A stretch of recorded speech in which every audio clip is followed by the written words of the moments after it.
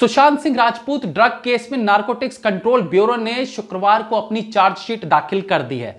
Special NDPS court ने NCB में chargesheet दी है, जिसमें रिया चक्रवर्ती और शौमिक चक्रवर्ती समेत 33 आरोपियों के नाम है। इस चार्जशीट में सुशांत के पूर्व मैनेजर सैमुअल मिरांडा और हाउस हेल्प दीपेश सावंत का भी नाम है। बीते साल 14 जून को सुशांत की मौत और उसके बाद ड्रग्स चैट सामने आने के बाद इस केस में एनसीबी की एंट्री हुई थी।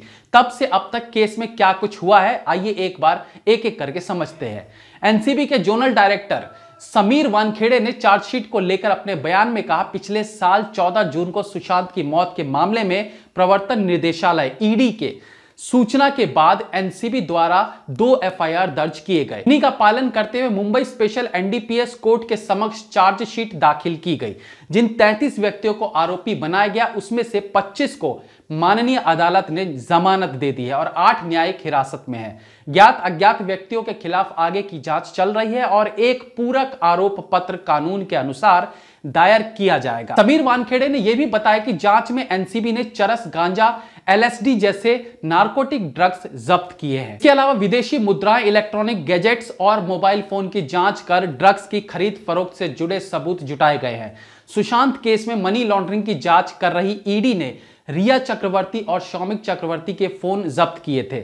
इसी से ड्रग्स चैट का खुलासा हुआ था। ईडी ने जानकारी एनसीबी से साझा की और इसके बाद एनसीबी ने जांच आगे बढ़ाते हुए 27 अगस्त 2020 को रिया चक्रवर्ती और दूसरे लोगों के खिलाफ क्रिमिनल केस दर्ज किया। सघन जांच शुरू करने से पहले एनसीबी के डायरेक्टर जनरल राकेश अस्थाना ने 2 बार अधिकारियों से मीटिंग की थी।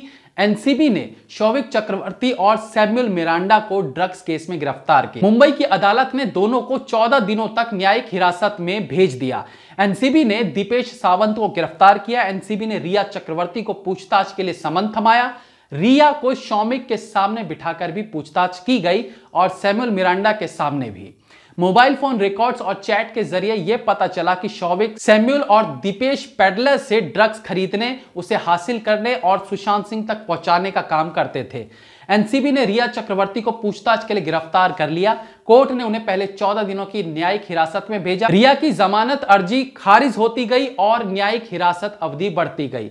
एनसीबी ने रिया के खिलाफ एनडीपीएस एक्ट की धारा 19A के तहत भी मामला दर्ज किया, जिसमें 10 साल कैद की सजा है। इस धारा के तहत ड्रग्स खरीदना और इसके लिए पैसों का लेन देन कानूनन जुर्म है। रिया चक्रवर्ती करीब 1 महीने बाद जेल से जमानत पर रिहा हुई। ड्रग्स केस में एनसीबी ने दीपिका पादुकोण, सारा अली खान, श्रद्धा कपूर और रकुलप्रीत सिंह सहित कई बड़ी बॉलीवुड सेलिब्रिटीज से पूछताछ की।